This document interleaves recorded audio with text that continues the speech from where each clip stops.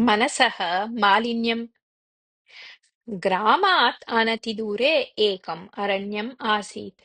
तत्र ग्रामजनाः धेनूः चारयन्ति स्म। कदाचित् कश्चन कृषिकः विवाहनिमित्तं प्रस्थितः तेन मार्गेण गच्छन् आसीत्। कश्चन अजः गणात् पृथक् भूत्वा जलपानार्थं जलाशयसमीपं गच्छन् आसीत्।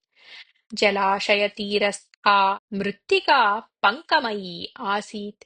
जलं च तीरात् दूरे आसीत्। जलाशयसमीपं गतस्य अजस्य पादाः पङ्के निमग्नाः। सः ततः उत्थानार्थं यथा यथा प्रयत्नम् अकरोत् तथा तथा पङ्कनिमग्नता प्रवृद्धा। उत्थातुम् अशक्तः सः क्रन्दनम् अकरोत्। एतद्दूरात् एव दृष्टवान् ग्रामीणः आर्द्रहृदयः जातः। सः कटिं बद्ध्वा जागरूकतया गत्वा अजम् उन्नीय तीरे शुष्कप्रदेशे स्थापितवान्। अजः शरीरे लग्नस्य पङ्कस्य अपनयनार्थं वेगेन शरीरम् अकम्पयत्। धावन् गत्वा गणं प्राविशत् च। किन्तु अत्रान्तरे पङ्ककणाः ग्रामीणस्य वस्त्रेषु लग्नाः। तदीयं वस्त्रं मलिनं जातम्। एतद्दृष्ट्वा पुत्रः अवदत्, तात, भवता अजस्य रक्षणार्थं गतं यत् तस्य फलम् एतत्। किं मलिनं वस्त्रं धृत्वा एव विवाहं प्रति गम्यते इति।